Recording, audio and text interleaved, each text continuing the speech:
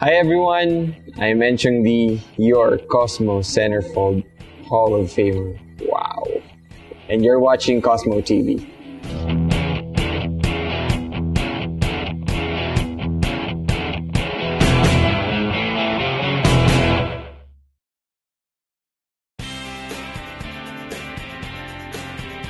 My friends would tell me every time they search my name on the net, the first picture that would appear is the one in Cosmo. Napapaisip na ako, sabi ko, ginawa ko ba talaga to when I was 17? Nung una, no one knows me. And now, people recognize me, people know me. Yun nga siguro yung confidence is the biggest thing that impacted.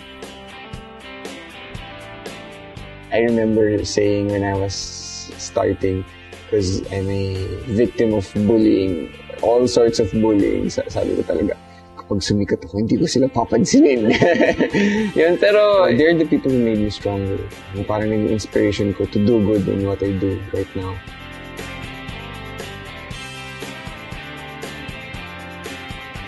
Since I was a kid, I was already an athlete. It's not an effort for me to be on this kind of shape.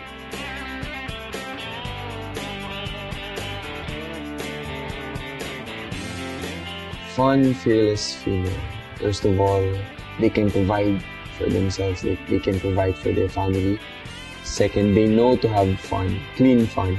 They go to the beach, they travel, they party, they hang out, but not to the extent of getting wasted and all that. Fearless because they know what they want in their lives and they know how to get it.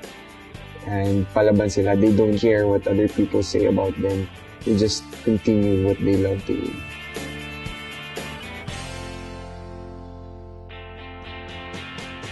I wanted to have a relaxed kind of relationship. Kumbaga, you're my girlfriend, dito ka lang sa akin, don't hang out with other people. No, I'm not that kind of guy. Yung mga silosong guy, feeling ko old-fashioned. And learn how to communicate. We love communication. Tamang communication, huwag na sobrang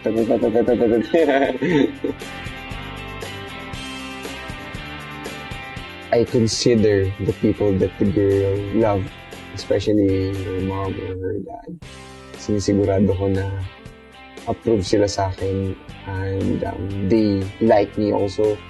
Para kasi sasabihin nila, hindi naman yung magulang yung pakakasalan mo, yung girl naman eh. No, dapat you take into consideration the people that she love also para maganda yung relationship mo. Kasi syempre gusto mo mahalin din yung magulang mo and, you know, again, give and take.